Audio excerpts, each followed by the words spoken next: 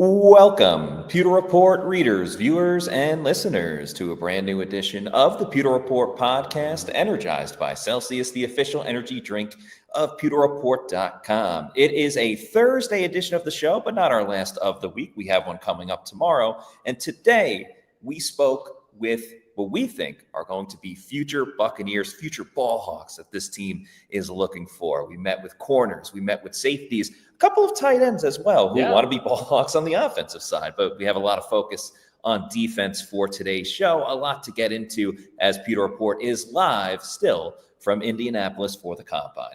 I'm your host, Matt Matera. Joined with me is the face that runs the place at PewterReport.com, SR, Scott Reynolds. And Scott, I think we got some good news today with who the Buccaneers were speaking to, because it was speaking the same language that Todd Bowles was conveying to everybody a couple of days ago. That's right. Just to let you know how in tune Pewter Report is with what the Buccaneers draft needs are. I mean, you know that this is our season. We're at the Combine. We're at the Senior Bowl. We do the Bucs best bets. We had that graphic built last week. Yes. with I can attest to that. With East Carolina's Savon Ravel and the title, the Bucs looking for Ballhawks. And that's exactly what Todd Bowles said. And you know what, Matt? That's exactly what they need. They need guys that can take away the ball. And they certainly had plenty of interviews today, formal interviews with a lot of players that can do that, and also some informal interviews. So not too many surprises, really. Right. When we were looking at some of these players, I think maybe a couple surprises they did not speak with, like Iowa State cornerback Darian Porter, who's a long, fast cornerback in the Todd Bowles mold, but has some tackling issues. But and maybe there was another surprise, Kobe Bryant from KU. We were kind of thinking that it might be Mello Dotson, the Jayhawk cornerback, but Kobe Bryant got a formal interview with the Buccaneers. Very slight build, 6 foot, maybe about 175 pounds, but he is tough as nails, a very good run defender, very good tackler, and a very good ball hawk as well. So very interesting when Kobe Bryant spoke today at the podium. I had asked him about the Bucs, what that meeting was like, after he told us that it was a formal interview. And one thing that I found very, very interesting and exciting is Kobe Bryant said that the Bucs interview was his favorite formal interview that he had. So it wasn't just that, hey, he had a good time. It was his favorite. And when I asked why, he just said their energy. Yeah. And he said they must have had a Celsius beforehand. He said their energy and just kept saying it was fun. And we've kind of gleaned from talking to other prospects today and yesterday, kind of how the Bucs go about some of these interviews. And they said it's all about the tape. Todd Bowles breaks down their tape, looks at what they did wrong, what they did right, and really picks their brain. And I know people have their issues with Todd Bowles for one way or another, but he is still a great football mind. He's able to look at the tape, see what's right, what's wrong. And I think that's why Kobe Bryant really adhered to that in his meeting with the Buccaneers, because he has that pit bull mentality. He does. The thing that's going to drop him back is overall, we got some breaking news from the Buccaneers as well. They are announcing John Gruden was initially inducted into the Buccaneers Ring of Honor based on his many accomplishments during his 7 seasons as their head coach, and he remains a significant figure in the history of our franchise.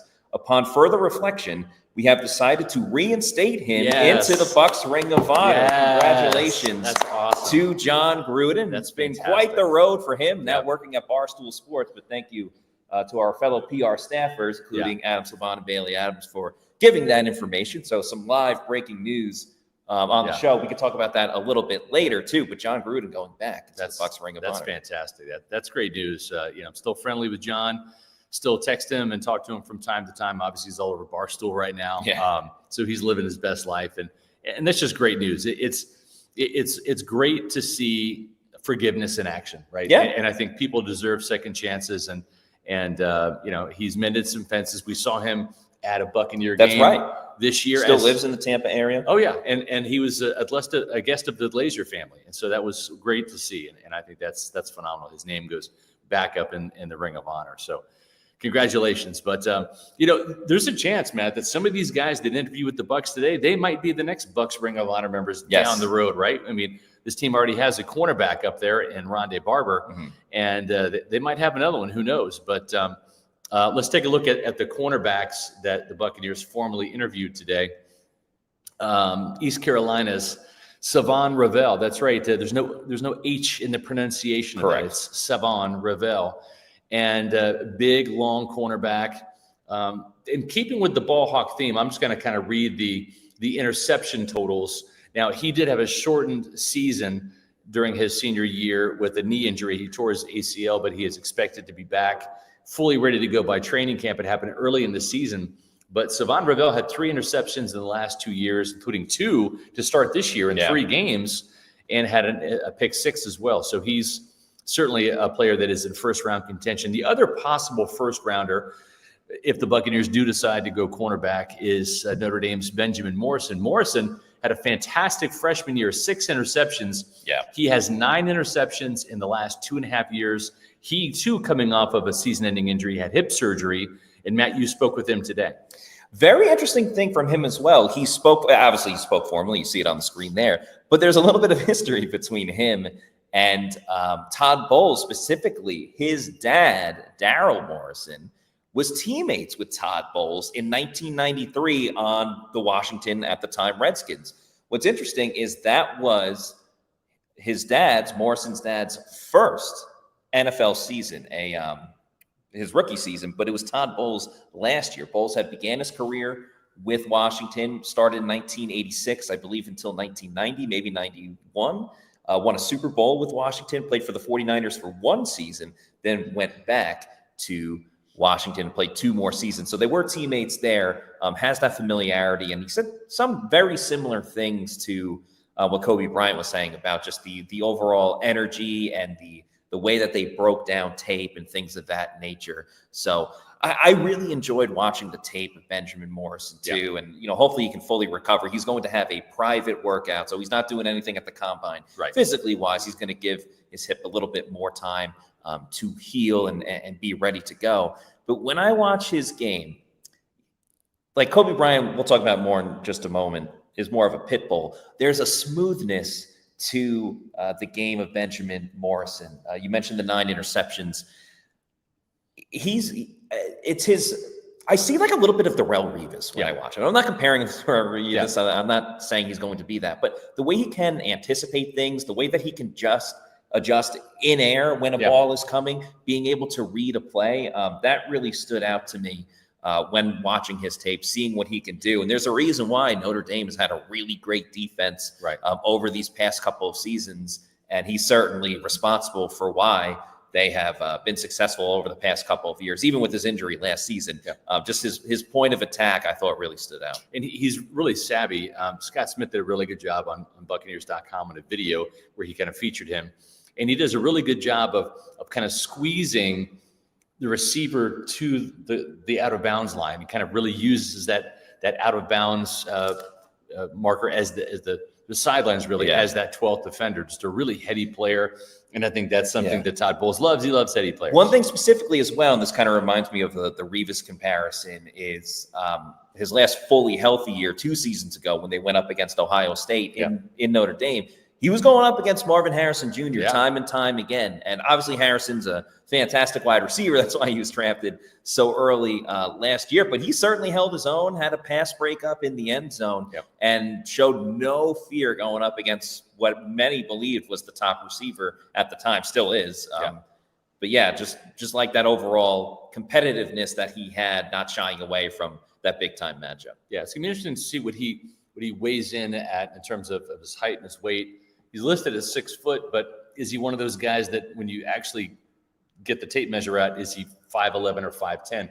I think the one thing when you look at a guy like Savon Ravel, it'll be interesting to see what he measures at, but he's a longer corner. He is that prototypical Carlton Davis, Jamel Dean, Zion McCollum, probably going to be 6'2". I think they listed him as 6'2" or 6'3" at East Carolina, but he is very long and lanky and has that kind of ideal Todd Bowles cornerback frame on the outside. It doesn't mean that Benjamin Morrison can't play that role, but we'll ultimately see. A couple other cornerbacks the Buccaneers met with formally today.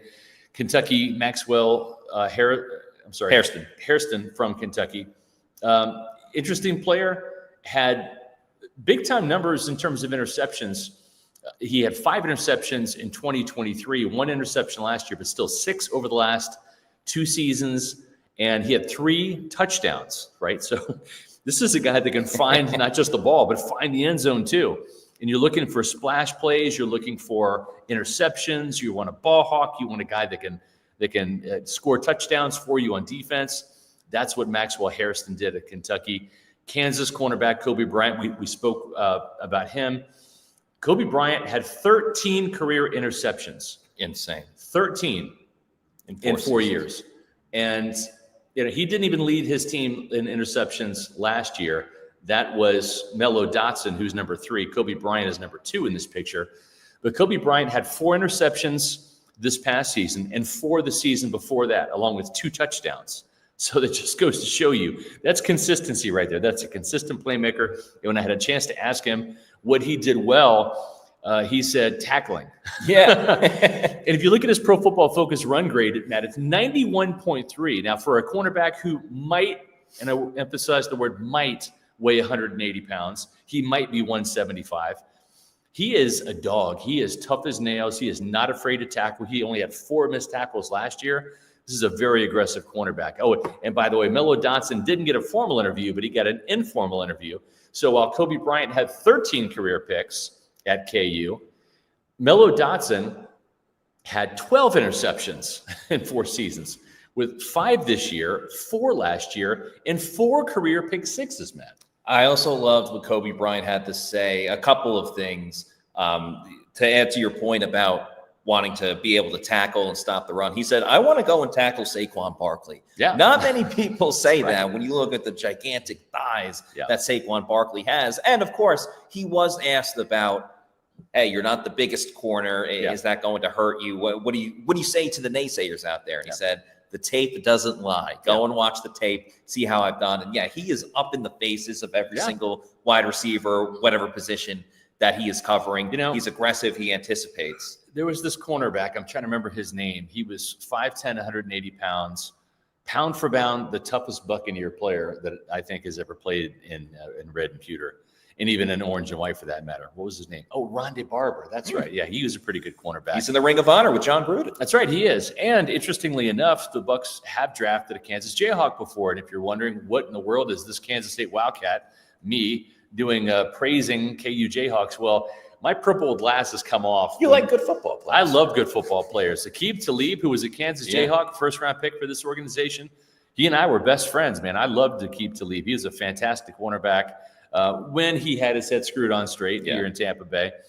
So, give me Melo Dotson. Give me Kobe Bryant. Give me any Jayhawk player who can help this football team. Dominic Puny, the guard from KU, was a big-time player on our board last year. So either one of these cornerbacks from KU would certainly help this team in terms of being a ball hawk. And then last but not least, a couple of probably day 3 guys. And you might be asking, well, the Buccaneers only have so many formal interviews. Why do you want to burn some formal interviews on day 3 guys? Well, the reason why is because you have picks in rounds 4, 5, and 7 if you're Tampa Bay, right? So you need to do that. Keep in mind some formal draft picks or some formal interviews that became draft picks last year. Jalen McMillan, who's a 3rd-round pick, Tyke Smith, a 3rd-round pick, and Devin Culp, a 7th-round pick. So don't be surprised if some of these guys that, like, for example, Nebraska cornerback Tommy Hill, USC cornerback Jalen Smith, they might be targets for the Buccaneers on day 3, and they got a chance to know them a little bit better. Tommy Hill, 5 interceptions in the past 2 seasons, including a pick 6. Jalen Reed, who is a safety I'll get to in a second. Jalen Smith had 3 interceptions at USC. So, again, they're looking for guys that are ball hawks and playmakers. One of the players that Josh Capo and I are very high on, I think you are too, is Noah Williams from Cal. He did get an informal interview, just like Melo Dotson did. 7 interceptions to lead the nation last year. Noah Williams out of Cal, including 14 in his entire career. He had a pick 6 last year as well against Cam Ward in the Miami Hurricanes. Let's get to a couple of super chats, starting off with Bucs fan since Leroy 63. Thank you for the $20 super chat. Says, Given the availability of linebackers, edge, and interior defensive linemen in mid to late rounds, is there an argument for leaving Smith at the nickel and grabbing Nicholas, in the first? Better if they can deal down and do it. Feels very John Lynch to me. Yeah, I would agree with you on that. If you look at the safeties that Todd Bowles has deployed here, the only one that's similar to that is Keanu O'Neal, and he didn't really pan out here. Yeah, just retired. Actually. That's right. Most of their safeties, think Jordan Whitehead, 5'9", 5'10", Antoine Winfield Jr., 5'10", Tyke Smith. Mm-hmm. Todd Bowles likes those more agile cornerback, or I should say safeties and nickel defenders, rather than the big tall guys, because they don't have the taller you are, the longer your legs, the less likely you are to be able to turn and run and be agile. It's okay on the outside, Matt, because you're defending the sideline on one play and then the interior of the field on the other. But when you're in the slot, or if you're in the box, or if you're playing free safety, you have the entire field to be able to have to defend. And you've got to be very agile. That typically will come with a smaller nickelback or safety. Think nickelback like Sean Murphy-Bunting, 6 foot tall, not 6'1" or 6'2". So they didn't even interview Nick Elmanwari. No, they didn't even get an informal interview. So I don't think he is a Todd Bowles safety in terms of his height and size. I like big safeties myself, but I'm not running Todd Bowles defense. Right. And that's kind of something that we knock on Todd Bowles for other things, is he's stubborn in his ways. Yeah. He takes a little bit of time to, make that adjustment with personnel. But overall, he's done a good job of developing, players in the secondary, whether it's, you go back to Antoine Winfield Jr. when he was here, and Christian Izzian, Christian Izzian, undrafted free agent. Similar size, 5'10", 200 pounds. Exactly. So you just, again, this is with the asterisk of we know what issues Todd Bowles has, but you got to trust when it comes to developing players in the secondary, specifically a position that Todd Bowles played when he was an NFL player. You have to trust that part from Todd Bowles. Totally agree. A couple of the super chats we'll get to, and then we'll talk about the safeties. Yes, and the tight ends. With a $9.99 super chat. Thank you. Says, any insight on the low NFL PA grades for the Glazers? Seems the players think they don't contribute to positive team culture and aren't committed to building competitive team. Not what you want to hear. It's kind of baffling to me because players typically don't leave Tampa.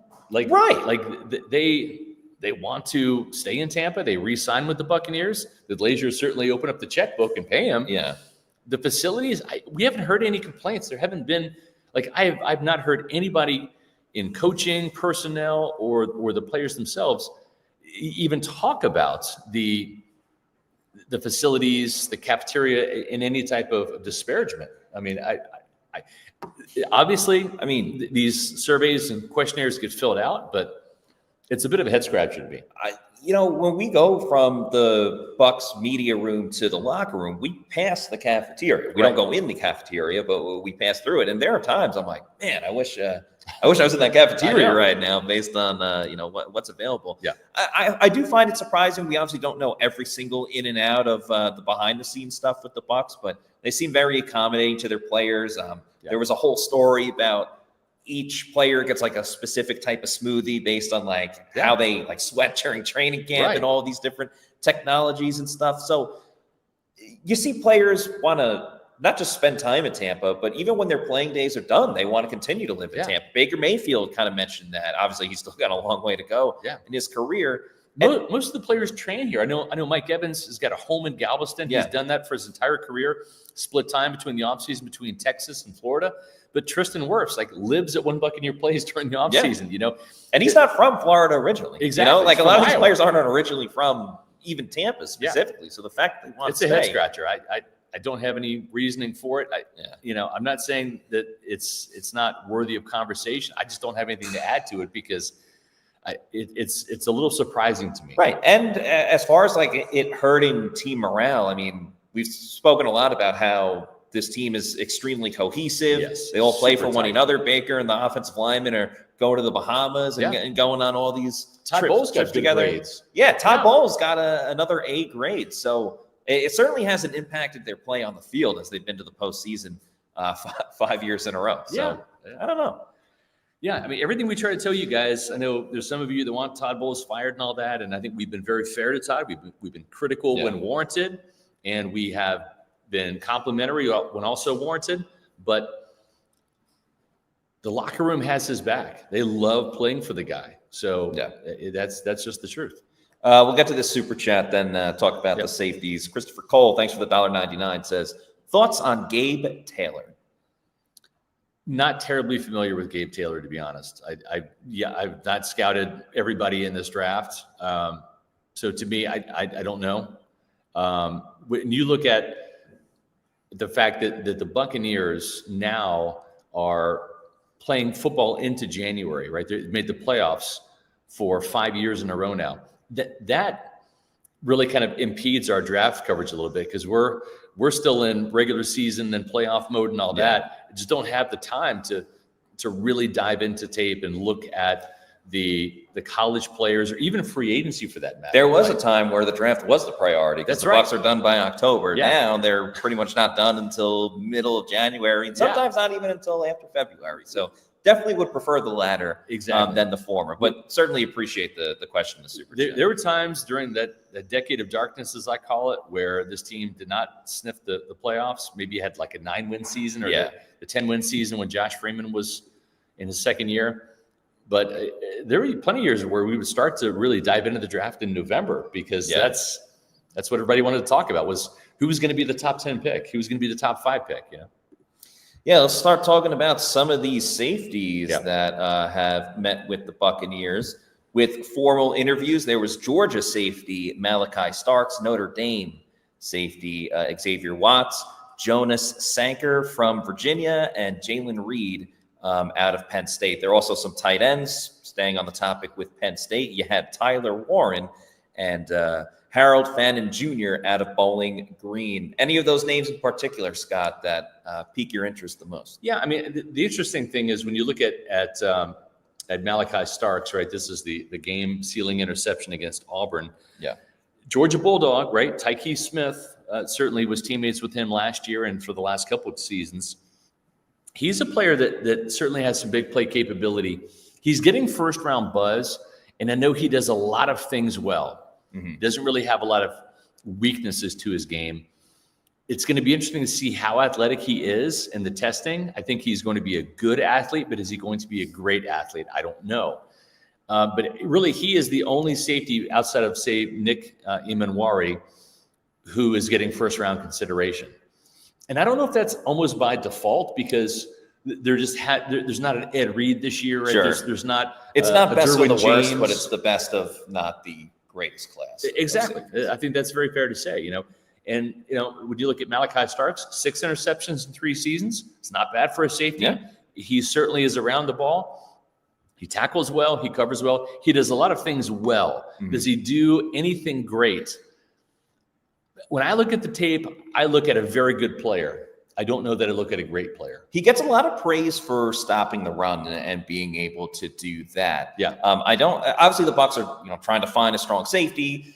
If they don't go with Tyke Smith as the safety lining up next to Antoine Winfield Jr. But the fun thing about Starks is that he was teammates with Tyke Smith, and I had asked him about that playing with him. And he called Tyke Smith the most intelligent football player that he's ever played with. So he has a lot of high praise for Tyke Smith specifically. I think he's got good body control. And he does have athleticism. And sometimes he relies on that a little bit too much. Yeah. But you can get away with that in college. But if you get beat on an NFL play, I'm not exactly sure if you can kind of recover from that. So certainly a good talent. But is he an elite talent is really what every team has to decide. I think that's totally fair to say. The other thing, too, is when you look at what we talked about the last 2 podcasts, man, we talked about on Tuesday's show, they're probably going to let go of Jordan Whitehead, right? Yeah. And then yesterday, they're going to let go of Jordan Whitehead, and they're going to move Tyke Smith to strong safety. Yeah.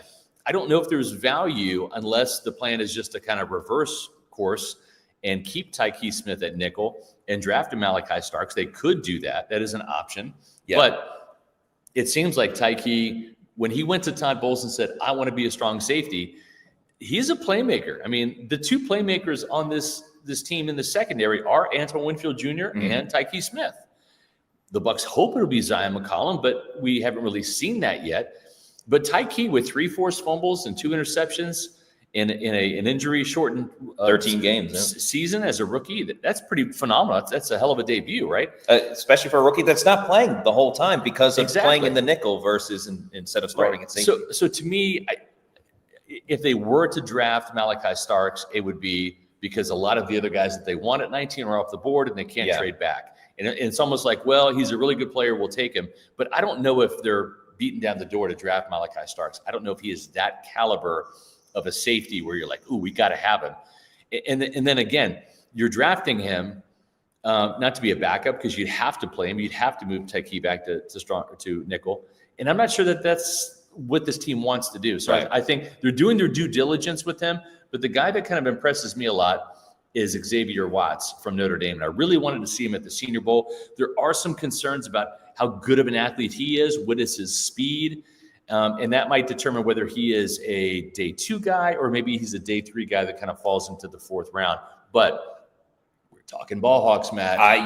This guy's a Ballhawk. He's the face of it. I mean, 13 interceptions, and that came in the last 2 years. That's right. Six and then 7. And then 7. Exactly. That is unheard of. And he seemed to make a lot of clutch picks. Like they seem to happen in crunch time a good amount. So, I mean, you want to talk Ballhawk all day long. I mean, as soon as Todd Bowles utters that out of his mouth, I think in his brain, he's thinking a guy like him that can just take the ball away really in any instant. 13 interceptions in 2. I mean, we talked before about Kobe Bryant, 13 interceptions in 4 seasons. Yes. Now we're talking about half the amount of time to get that same number. It's almost unheard of. I know Notre Dame can cherry pick their schedule and play a bunch of cupcakes and get into the college football playoff, but regardless, the ball just seems to find him. Exactly, and that's what they need. And that's how it is with Winfield. That's how it was with Rondé Barber. It's when the ball's in the ground or in the ball's in the air, he's there with the fumble recovery, with the interception, those types of things. He is that type of ball hawk.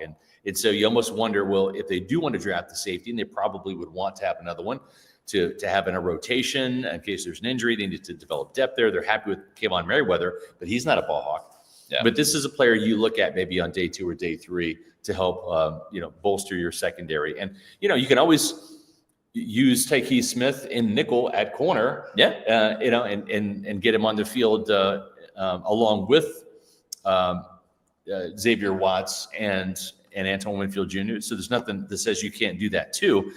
But Watts is a good player. I'm going to be very interested to see how he tests. The other couple of safeties that they had, Sanker is not as big of a ball hawk. 2 career interceptions. Yeah. Jalen Reed from Penn State, 5 interceptions in the last 2 years, in addition to a touchdown. But let's talk about the tight ends. And people are probably thinking, well, they like Cade Otton. Why in the world did they take a tight end in the first round? Maybe that's a little bit of shades of nightmare from O.J. Howard. But this guy right here, man, Tyler Warren is an absolute beast. Some people look at that 44 and think Dallas Clark. Nope. Colts, a stud tight end that played with Peyton Manning. And that would be a good comparison because they have some similarities in their game. But that's not the reason why he wore number 44. His dad was a huge John Riggins fan, who's my favorite running back growing up as a Washington Redskins fan. And that's why he wanted him to wear number 44, to run like the Diesel. I absolutely love it. I mean, when you talk about top tight ends in this draft class, the top tight ends that are just fun to watch, Tyler Warren is certainly at the top. Had 104 receptions last season and over 1,200 yards as well, 1,233 and 8 touchdowns. So truly, and playing in 16 games, the most of his career, I mean, completely ballooned into just an all-around tight end. I mean, if you're going to wear that number of Riggins, you have to be a physical, hard-nosed guy. But he showed it as a receiver as well. Was big on third down, which was important. Yes, and as a Wildcat quarterback, they would snap the ball to him. He had 26 carries for 218 yards. Folks, that's 4 rushing touchdowns. That's 8.4 yards per carry. So when they say run like Riggins, I mean, they mean it, because when he had the ball in his hands, whether it was a tight end or a Wildcat quarterback, this guy picked up yardage, first downs, touchdowns. As Matt said, 4 touchdowns. He even threw a touchdown pass last year. If you wanted to see an absolute highlight reel, go look at what he did against USC. You talk about just absolutely filthy, like disgusting numbers. He absolutely destroyed USC.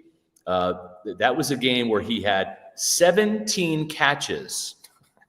17 catches against the Trojans for 224 yards and a touchdown.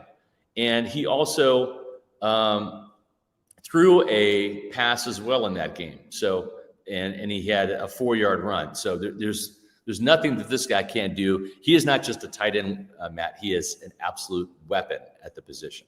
I'm already just thinking of what Josh Grizzard could dial up. I know. He's got the infamous pony package. Maybe you get both Rashad and Bucky and Tyler Warren in the backfield one way or another. Just get some creativity going. And that's what's fun is he can go a little bit of everywhere. And it just, I mean, we talked about last year how they had all the tight ends going on a go route. Yeah. That's when Payne Durham got a big reception. It's just another piece of versatility that the Bucs may have. So Harold Fannin Jr. from Bowling Green, he's more like a Devin Culp. He's not going to be the inline blocker. He's going to be more of a weapon in the passing game. And he's a much more polished receiver. And when I say polished, I mean 117 catches for 1,555 yards last year. That's not his career numbers. That's last year. In addition to 10 touchdowns, 13.3-yard average. He also had a rushing touchdown as well. So what the Buccaneers are looking for or looking at when it comes to the tight end position, they're looking for dynamic playmakers. As good as Cade Otton is, and they like him, they're probably going to re-sign him. He is more of that steady Eddie. Yes. He's become a well-rounded tight end, kind of like what Cam Brate was for this Buccaneer team, right? Exactly. Even Cam Brate in his heyday was getting 8 touchdowns a season, but he's not what Gronk was, right? In terms of just being that dynamic threat down the middle of the field, breaking tackles, etc. And these two guys, Harold Fannin Jr., who's probably a day 2 pick, and then Tyler Warren, who if he's there at number 19, you have to consider him because he probably has a top 10 grade in this draft class. I know they need defense, but free agency happens before the draft. They might fill a lot of their needs in free agency. We'll see. And I think it's important to point out, you look at last season, it was Cade Otton. That was the guy that really picked up the slack in those couple of games where Mike Evans and Chris Godwin were out.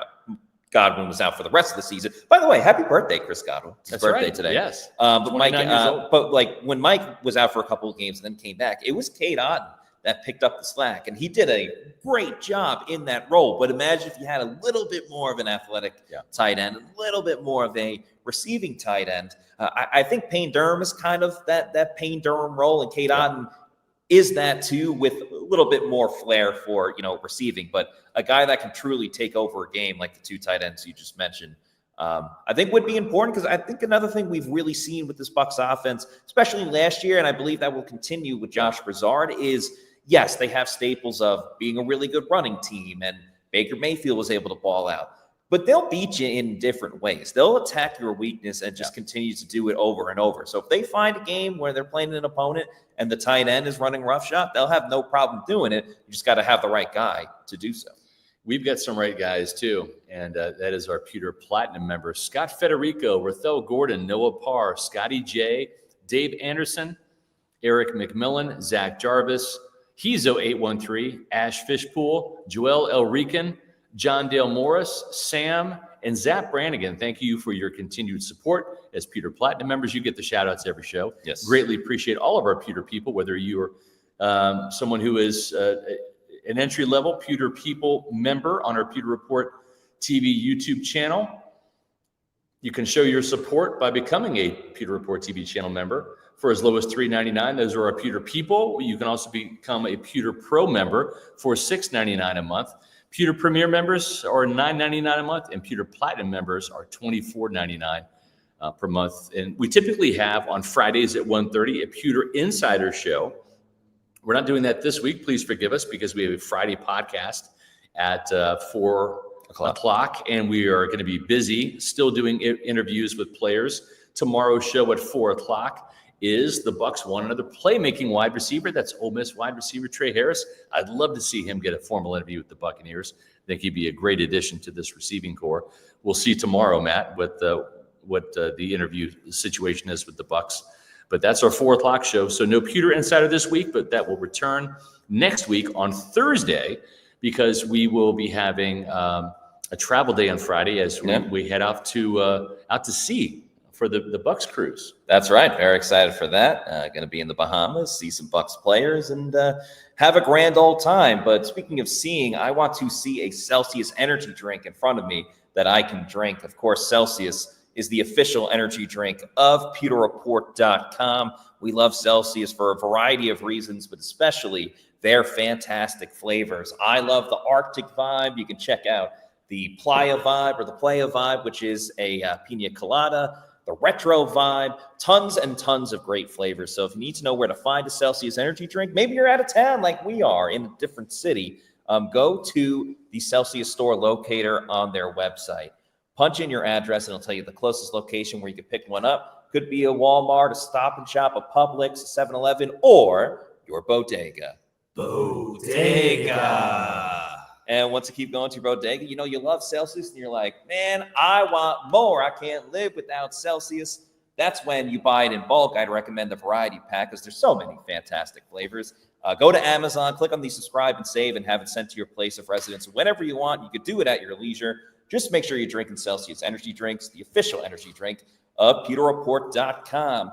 All right, let's talk about some more defensive backs. And surprise, Adam Slavon is on the show. Adam, welcome. What was your big takeaway from today after talking to some prospects that may be future Tampa Bay Buccaneers? Yeah, so yesterday after talking to plenty of the top edge rushers, today it was a focus on defensive backs. And the Bucs, they have their eye on all the top guys, whether that's Benjamin Morrison, Savon Ravel, a lot of first and second round picks. But one guy that I was interested in to kind of lead off with, he isn't somebody that the Bucs have met with yet, but he was like, hey, Bucs, hit me up because I want to talk to you. And that's Jahdae Barron of Texas. Really good interview. Probably the best one of the day. Just a very intelligent, you talk about heady players. He might be the headiest guy of the defensive backs, but had a really good career at Texas and just showed that he was a playmaker. He had 5 interceptions. He's really good in zone coverage. He kind of checks a lot of Bulls boxes, so will be interesting to see if he gets an interview later this week. But when you look at the Notre Dame secondary, Matt, yes. I know Scott was talking a couple minutes ago about Xavier Watts. Xavier Watts was also another really good interview. And you mentioned the ball production, the 13 interceptions. He had 83 tackles last season. And one quote that stood out to me when he was talking is, to win the football game, you got to get the ball. And that had to be music to Todd Bowles' ears hearing that, because last season, the secondary, they only had 7 interceptions. He did that by himself for the Fighting Irish over the past 2 seasons. He has natural ball instincts. He spent a year as a wide receiver, spent another year as a linebacker. So you talk about versatility there. He mentioned Brian Branch as a guy that he's kind of watched. Yeah. To be a corner in the Tampa Bay defense, you kind of need to have that versatility. You saw Antoine Winfield Jr. play a year at nickel. Tyke Smith, he might be safety next year. He's played in nickel. Zion McCollum, he got a cup of coffee even at safety on one of the seasons. So definitely could see him being a fit. And then also Benjamin Morrison. He missed 10 games last season, but he had 6 interceptions himself in 2022. Both of those guys are on the Bucs' radar, and it makes a lot of sense. It absolutely does, from their ability to take the ball away, but the way that they see the game too. Obviously, Todd Bowles wants Ballhawks. He said that a bunch of times. We've written about it. We've done videos about it. We're talking about it right now. But he also wants the intelligent players, guys that you obviously got to teach the system. You got to bring them along, string them along as well to get them up to speed and up to pace with this defense specifically. But you need smart players to do that as well. And I'm not saying the Bucs have dumb players on their team by any means, but we also saw a lot of miscommunications with this unit last season. And, Antoine Winfield Jr. missed a lot of games. I'm not saying it was all Jordan Whitehead, but you can't have those miscommunications again. I don't care if it's between a corner and a safety, both safeties back there. Something has to change in the secondary specifically, because we know with the edge rushers, it's like, all right, get to the quarterback. You're not getting to the quarterback with the 4-man pass rush. That's a little more direct point A to point B. But the secondary, there's a lot of different variables. Oh, you were in man. Oh, only the safeties were dropping back in zone and the corners were playing man-to-man? Who's got the flats? Who's got the deep ball? If you're blitzing, what's the coverage back there as well? And so I think it's important for overall just to get athletic players. And yes, versatility, but speed is really what kills for this defense. Yeah, for sure. And you mentioned a lot of variables, Matt. I want to ask you, we heard from Bowles earlier this week, kind of talking about Tyke Smith and the possibility that he might move back to safety. With Jordan Whitehead likely being cut here, the formal announcement hasn't happened yet, but you would expect it to. Would you want to see Tyke Smith at safety? Would you prefer him at nickel? Like, how do you think the Bucs should go about, should they draft a nickel player or a safety and kind of go from there with Tyke? I kind of like the system that the Bucs have been doing of drafting someone to play nickel or signing an undrafted free agent with the Christian Izzy round, and then eventually they go and play safety, because the experience that they get in one season, I get that they're going to a new position from nickel to safety in year 2, which is what we're kind of predicting for Tyke Smith.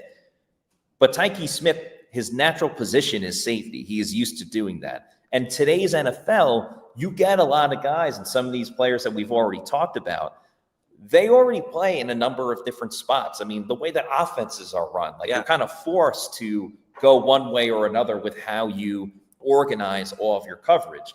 That's why I think Malachi Starks, even though there are some flaws with him, he does a lot of important things that the Bucs are looking for too. There was one thing I forgot to bring up before about Malachi Starks that I'll talk about now. One thing that he did that was so interesting. He was talking about it. Remember, he has been at Georgia for a couple of seasons, so he went up against Brock Bowers a good amount. And there were a lot of reports, and Malachi Stark said it as well, that he would get the better of Brock Bowers in practice, whether it was during the season or, in their version of training camp before the college football season. Brock Bowers was the best tight end in college football, one offensive rookie of the year in the NFL, and very much seems like he's going to be the next great tight end, once some of these other guys end up retiring, like Travis Kelce, who's coming back next season. I heard he's Bailey Adams' favorite player. George Kittle, I'm just kidding, Bailey. George Kittle as well, obviously, is up there at the top, but Brock Bowers is the next one in line. And if Malachi Starks was giving him a hard time, I also love the fact that him and Tyke Smith have played together already. Can you imagine if they come back and reunite once again? You want to talk about cohesion and chemistry and getting the job done? We saw the Eagles draft a ton of Georgia Bulldogs, and that worked out. That paid off handsomely. And the last thing I want to say about Malachi Starks that I forgot to mention before, he also ran track at school and was a sprinter. And it's one thing just to be fast, but there's also something about being football fast. And I think Malachi Starks fits the billing of being football fast as well. So I think that's really important. Jalen Reed as well from Penn State. We mentioned him a little bit ago. The stats are there, with not like crazy stats like Xavier Watts had, but he certainly did his job to a degree with 5 interceptions in the last 2 seasons, recorded a couple of sacks as well. Not the fastest guy, though. That's really the only thing that would concern me when it comes to his overall play in this Bucs defense. Would he be able to keep up from a speed perspective? But he has the physicality that I think the Bucs really wanted when Jordan Whitehead came back. Yeah. He'll bulldoze you. He'll run you over.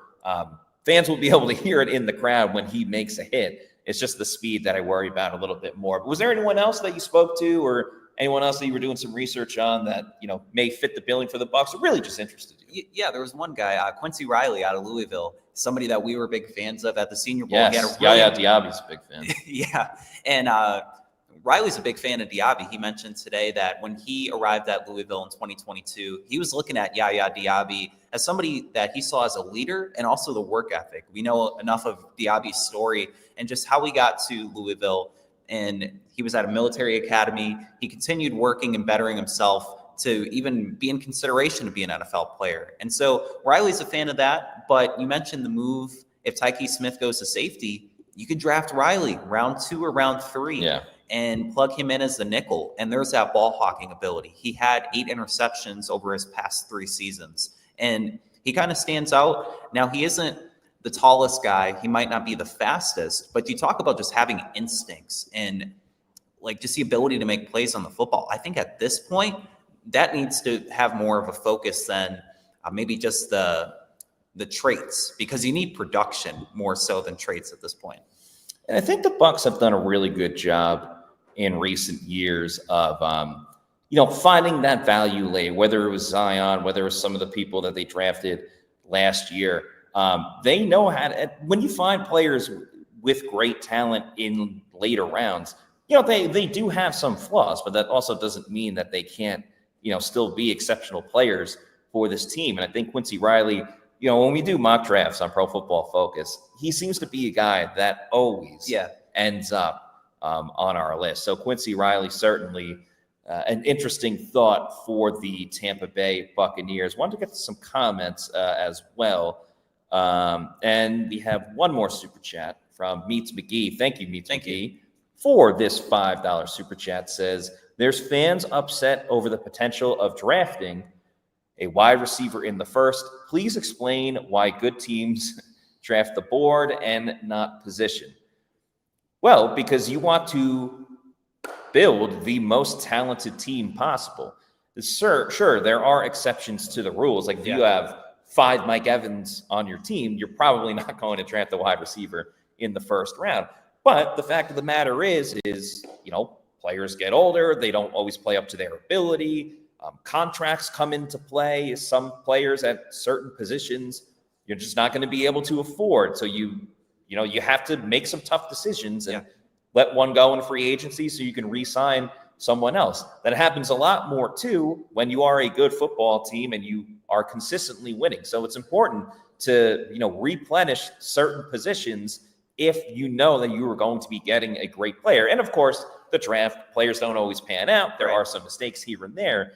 But at the end of the day, if you are still getting talent at any position over and over again, odds are you're going to have less problems if overall you have talent and it's just certain things that you need to fix here and there with your team.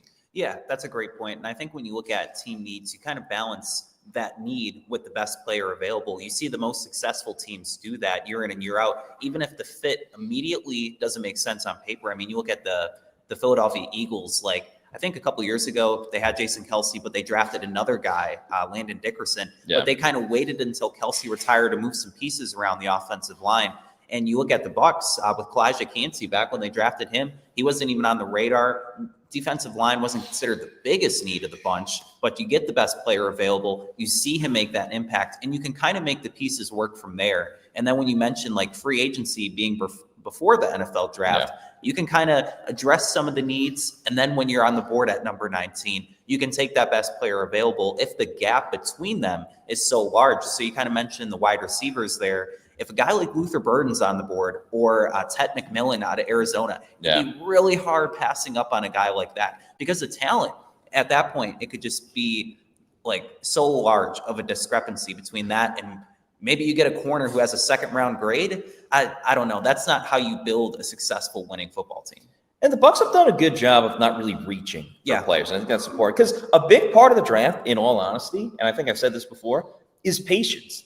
Everybody wants that big quarterback. Everybody wants that player that, because they need a running back or a wide receiver. And teams will get impatient and they'll trade up and not kind of let the board come to them. Or maybe they just didn't evaluate the right way and they don't have a lot of guys on their board. So they have to go and make a decision like that. And we've seen the Bucs take advantage of those situations over and over because they trust their scouting department. They believe in their methods and their process and what's working. And, that's why they've had some great drafts. And I love what Jason Light said at the Combine the other day, where he was like, one day when I'm retired and I'm sitting on a beach and sipping a drink, looking back on my career, I'm going to think about last year's draft class, with Graham Barton and Bucky Smith, and Bucky and all of those people involved. Nathan Elliott says, will Matt be swimming with the sharks in Bimini? Will Scott scuba a shipwreck? I don't know if I'm going to swim with sharks. I have done a scuba before where like you're looking down in not scuba, snorkeling. But you're looking down and you see a ship. But very excited for the Bucs cruise coming up next week. You'll see us on it and Scott as well. Kevin Murray says Bucs need DBs badly. Yes, they do. And I like it that they don't have to like pick between corner and safety. Like they have to get both. So they're going to be going that way. Matthew Sam says Isian could play safety too. He can. That is an option that they could go with, where they put Isian at safety and keep Tyke Smith at nickel. Yeah. But we've also seen Christian Isian play nickel. So I almost think that's the better option in putting Tyke. Again, for me, and I'm just speaking for myself, a big part of this is just, if he's healthy, having Tyke on the field more often, because that's better for the Bucs. That's not taking anything away from Christian Isian. Right. He's just a great talent. And one thing with Isian, though, his best role is kind of as that spot starter, somebody that could fill in at nickel if there's an injury, somebody that could fill in at safety. I mean, you saw it last year when Antoine Winfield Jr. was hurt, him filling in over there. With Tyke Smith, it would be interesting to see how they utilize him, because there could be a way where Isian plays safety, Tyke's still at nickel playing 70%, but then to get him on the field more, he drops back and plays some safety a little bit. That could be a way to maybe get him on the field more. There was a comment talking about how the Bucs badly need defensive backs. There's one more guy I want to mention that I spoke to today, and that's Kentucky's Maxwell Hairston. Yeah. So Hairston had 5 interceptions in 2023 at Kentucky, but it was really, really interesting to hear him today because he kind of had that swagger. He had that Mad Max chain on, and he was saying, I saw that from a mile away. Yeah, it was glowing. But he said to all the reporters, get your popcorn when I'm out there testing, because you're gonna want to watch the show that I'm putting on. And just that swagger, that confidence, I think that plays. And he had a really promising season in 2023. A lot of the top corners, Matt, didn't really have the platform year into the 2025 NFL draft. You have Morrison, Ravel, Hairston. They didn't live up to what they previously did, but he's another guy that if he's on the board day 3, round 4, might be worth a flyer. You talk about people filling in. If you want someone to step in and help when it comes to dealing with your insurance, there's nobody better to work with than Briar Greaves Insurance. If you're a longtime podcast listener, you probably remember the late, great Mark Cook talking about Briar Greaves Insurance. Pewter Report Scott Reynolds has been a Briar Greaves customer for years, and there simply isn't a better insurance company in the Tampa Bay area. So visit BriarGreavesInsurance.com to see for yourself. Briar Greaves Insurance is family owned, and their main goal is helping people. They want to help people find the right insurance policy for you and your family, whether it's home or auto, boating insurance, or business insurance. Turn to Briar Greaves and find out why their personal touch and customer service sets them apart. The days of waiting on hold to speak with an insurance representative that you don't even know are over. With Briar Greaves Insurance, you'll have a relationship with your agent who can answer your questions and advise you on the best policies. Visit Briar Greaves Insurance today. That's Briar, B-R-I-E-R, Greaves, G-R-I-E-V-E-S. Call their office today at 813-876-4166. One more time, that's 813-876-4166. And tell them that Pewter Report sent you. So shout out to Briar Greaves. And with our next entrant into the Royal Rumble, it is Bailey Adams, our fellow colleague at pewterreport.com. Hello, Bailey. I want to get to another comment from Kevin Murray, who says, I'm not mad at drafting a receiver. Evans needs help, and Godwin could go down again. We're going to speak to receivers tomorrow, quarterbacks, and running backs too. Just what's your overall philosophy about the Bucs and their pursuit of a wide receiver in this upcoming draft? I think they've got to add one. I don't know that it has to be early. I think a lot of it obviously depends on what happens in free agency. If they're able to address some of those defensive needs in free agency, I'm still not thinking like draft one at 19, but I think maybe it could be a day 2 pick because like the commenter says, like, we've talked about it a little bit too, is Mike Evans entering a contract year. Maybe he'll get an extension. Maybe he'll end up doing a year-to-year thing. But yeah, he's about to be, 32, I believe, or 31. Chris Godwin's turning 29 today, I believe it is. Yes. And so you've got 2 really, really good receivers at the top who are getting older, but they're still very good now. Behind them, you just have Jalen McMillan, who came on really strong toward the end of last year. Behind Jalen McMillan, there's not really anybody that's going to move the needle much. And, Trey Palmer, I thought, had a pretty disappointing second season.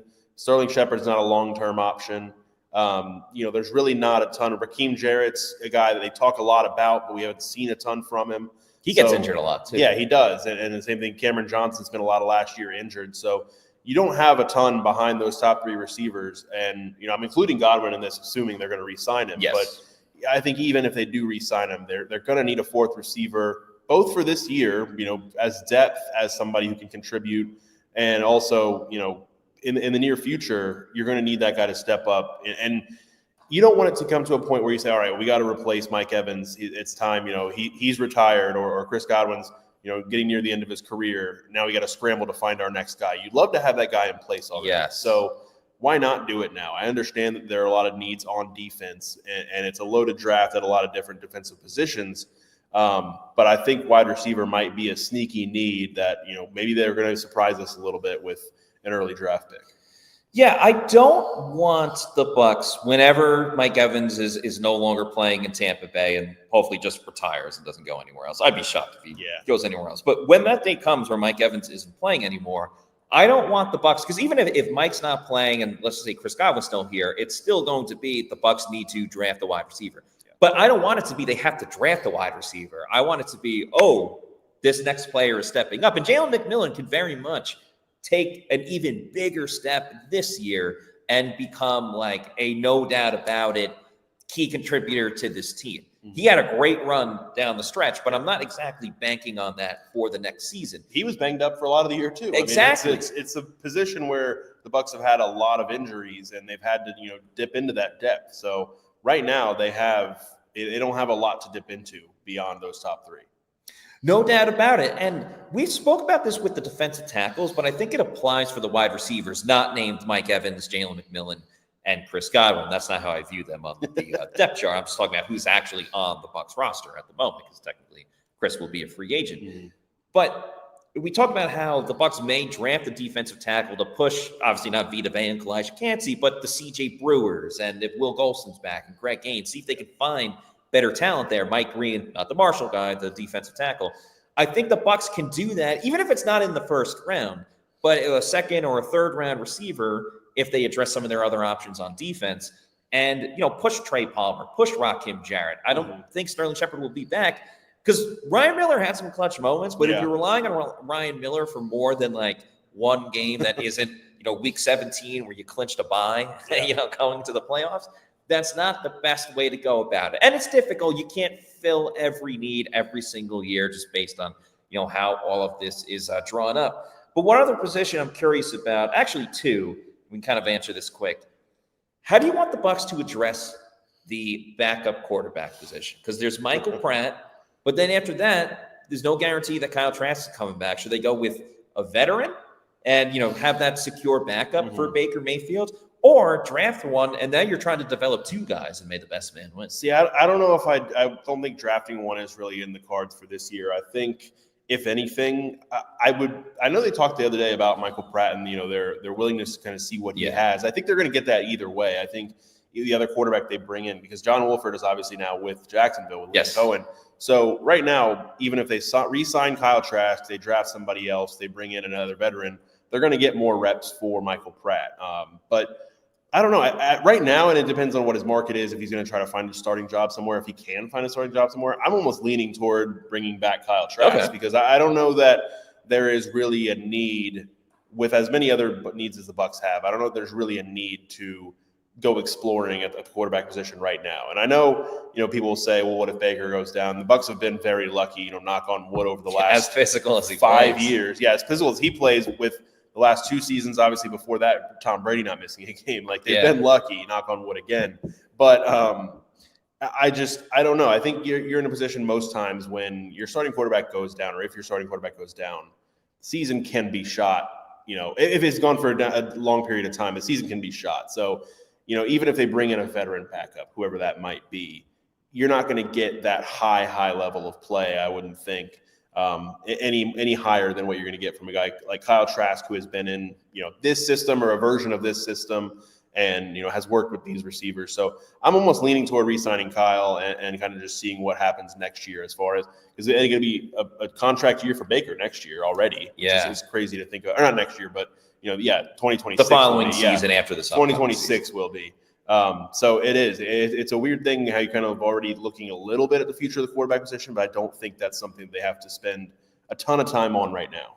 Now, one player that will be in a contract year, and I'm not saying trade him or anything like that, but we heard Jason Light say this is a really good running back class. Mm-hmm. Should the Bucs get ahead of the eventual departure of Rachaad White and maybe find that next running back that, could be a backup for Bucky Irving in the beginning, and then we'll see how it works. It all, again, I keep saying this every day that I'm on here now, is like it depends on how things work out with free agency and kind of how the board falls in the draft. Because, again, this isn't something that I feel like they have to get ahead of. But if the right guy is there and it's somebody that they really, really like, then sure. I mean, at a certain spot, you might want to find that guy. But I don't think, because even if you're looking at a guy on day 2 right now, and what is his role in 2025? Because right. it's battling with Sean Tucker, essentially. Right. So at best, he's going to be the number 3 running back. And I don't think you're going to want to spend a pick, kind of a premium pick on that type of guy, unless you really, really like him. But again, he's not going to be, it just almost feels like a waste with the situation they're in with the rest of the roster.